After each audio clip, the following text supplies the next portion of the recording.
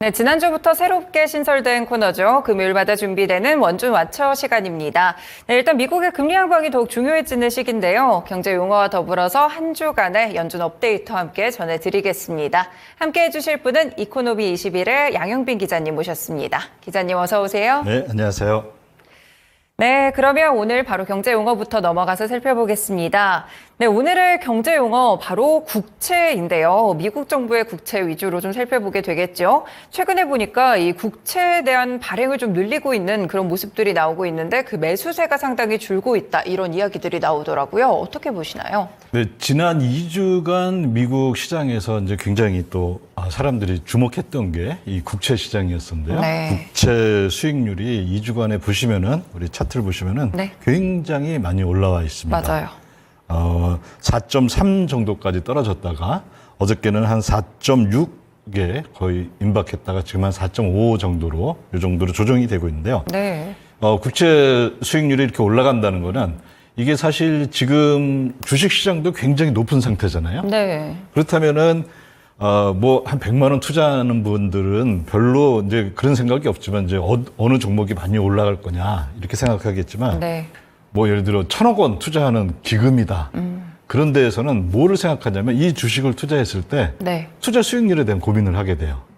근데 국채 수익률이 올라갔다는 얘기는 국채가 그만큼 이게 매력이 있어진다는 거잖아요. 그쵸. 그러면 돈을 주식에 있던 돈을 빼서 이 국채를 살 수 있게 되고 그럼 이제 시장이 큰 요동을 한번 겪게 되는 네. 그런 일이 있기 때문에 우리 국채 수익률은 특히 이제 많이 좀 잘 봐야 되는 그런 곳이라고 생각을 해봅니다. 네, 국채 수익률에 대해서 어떤 의미를 갖는지부터 먼저 말씀을 함께 들어봤는데요.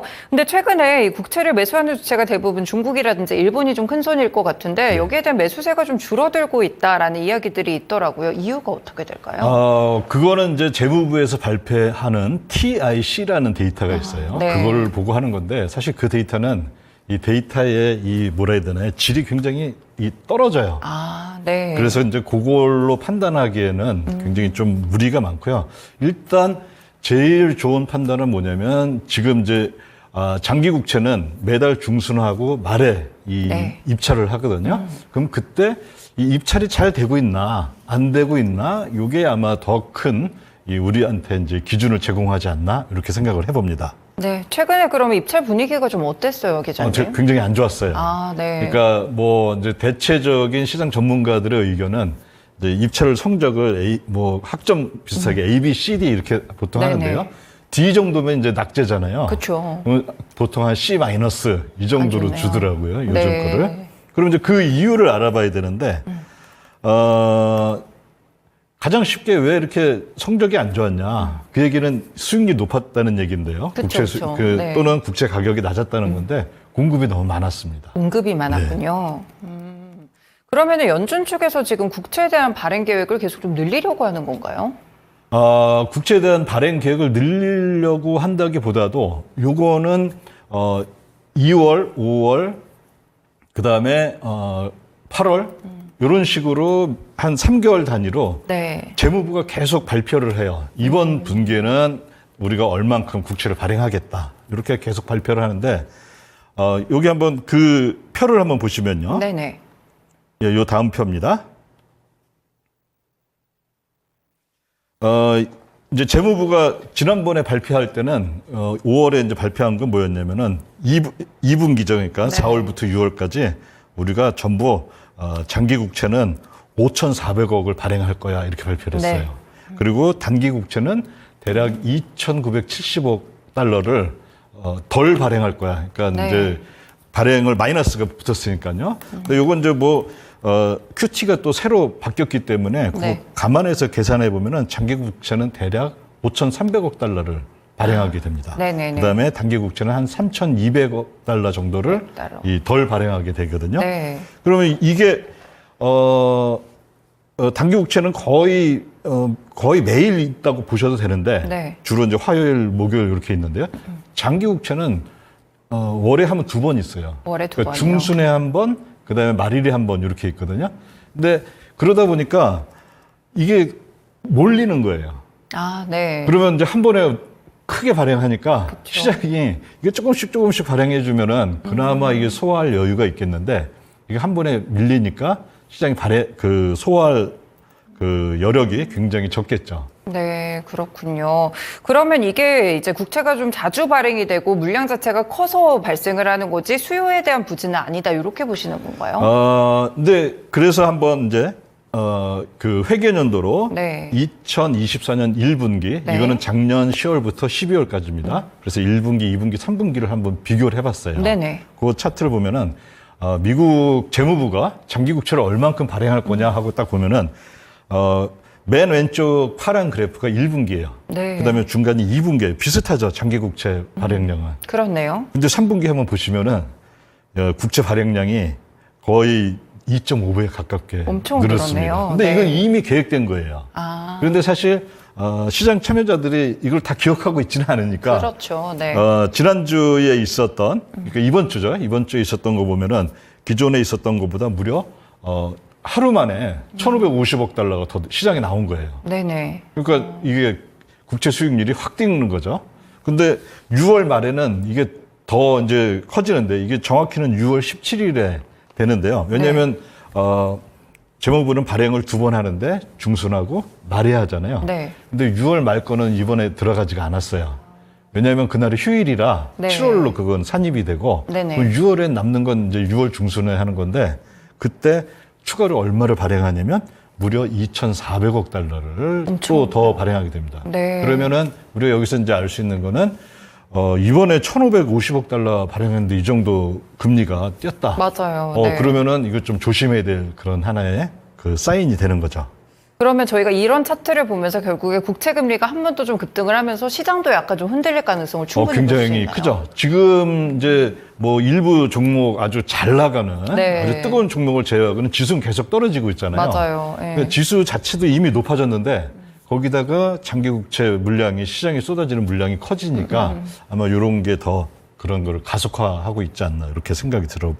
여기 있는 이제 기자님이 제시해준 표 중에서 NMB라는 용어가 있는데 이거는 네. 어떤 걸까요? 그러니까 이게 이제 이 재무부 입장에서는 네. 국채를 발행한다는 게 뭐냐면은 국채를 발행해서 그걸로 이제 재정 지출을 하잖아요. 그럼 재무부 입장에서 제일 중요한 건 뭐냐면은 저겁니다. 그러니까 순발행이에요. 네. 그러니까 100을 발행했는데 그 중에 70은 만기가 돼서 들어오고 그러면 나머지 30이 순발행이 되잖아요. 네네. 그럼 재무부가 새로 쓸 수 있는 돈은 30이 되는 거잖아요.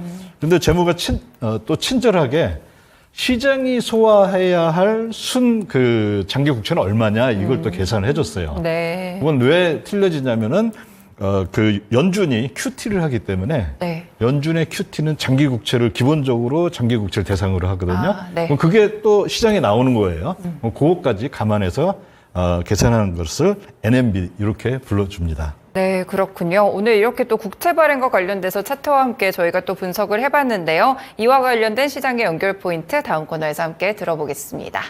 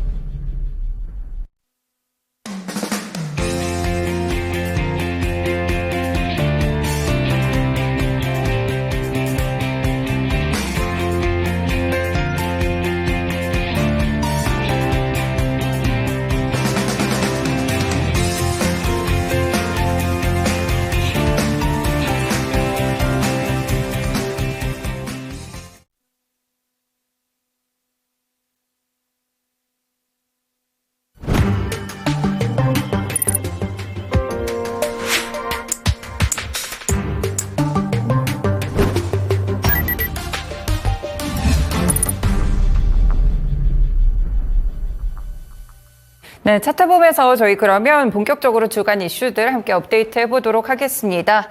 네, 지난주에 저희가 영래포 잔고 그리고 단기 국채에 대한 관계성을 같이 봤어요. 이제 수익률에 따라서 선택을 하는 부분들이 있기 때문에 이렇게 반대되는 모습의 차트를 좀 그렸었는데 첫 번째로 그럼 추가적으로 또다시 준비하셨던데 알려주실 부분이 있으실까요? 네.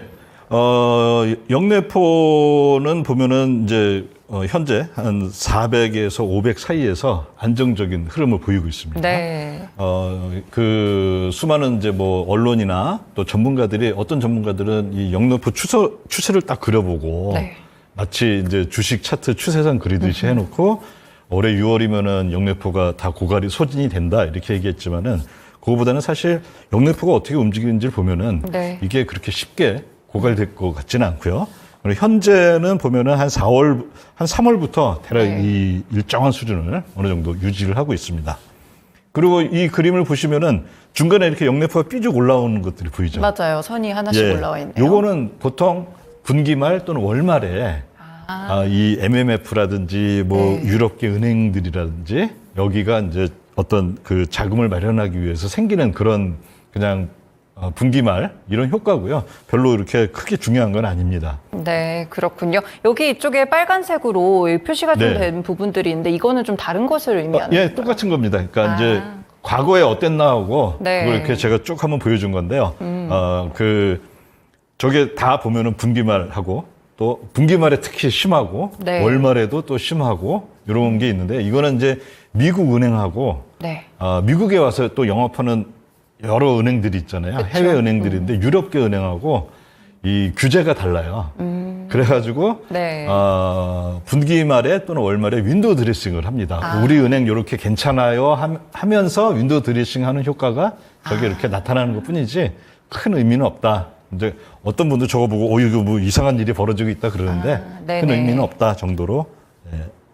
여기 이렇게 뾰족하게 나온 부분이 윈도우 드레싱 효과가 네, 좀 나타났다 네. 이렇게 보시는 거군요. 네, 이렇게 일단 영래포 잔고에 대해서 월말, 분기말 효과에 대해서 차트를 함께 좀 살펴봤고요. 다음 차트도 함께 넘어가서 보겠습니다.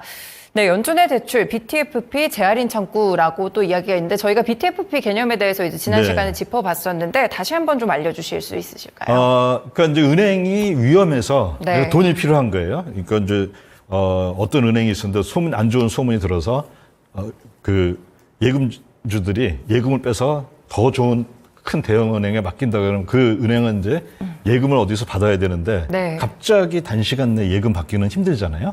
그러면 최후로 가는 게 연준한테 가서 그 파월 의장한테 내가 우리 뭐 담보로 맡길 게 있는데 이거 잠깐 맡겨주고 저한테 돈 좀 빌려주세요 하는 것이 대출 창구입니다. 네네. 그래서 근데 그게 이제 국내 은행뿐만이 아니라 해외 은행에도 그런 것들을 했었고요. 네네. 그리고 또 작년 3월에 은행 위기가 있을 때 어떤 은행은 실제로 망했잖아요.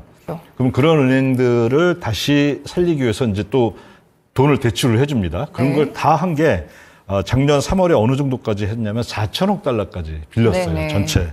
그리고 현재는 대략 한 1,600억 달러까지 이게 줄었습니다. 그거의 대부분은 BTFP인데요. 네. BTFP가 제일 은행들이 빌릴 때 조건이 제일 좋아요, 이게. 그렇군요. 그것 때문에 이게 네. 아직도 남아있는 거고, 이거는 이제 내년 3월이면 완전히 이제 종료될 걸로 보고 있습니다. 지금 그럼 여기 차트에서 보인 색깔별로 다른 부분은 어떤 게 표시가 된 걸까요? 그래, 맨 위에 있는 주황색이 그 외국은행이, 외국 중앙은행이 빌린 거. 네. 그 다음에 빨간색이 재할인 창구에서 빌린 거. 그 다음에 녹색이 지금도 가장 큰 부분을 차지하고 있는 BTFP.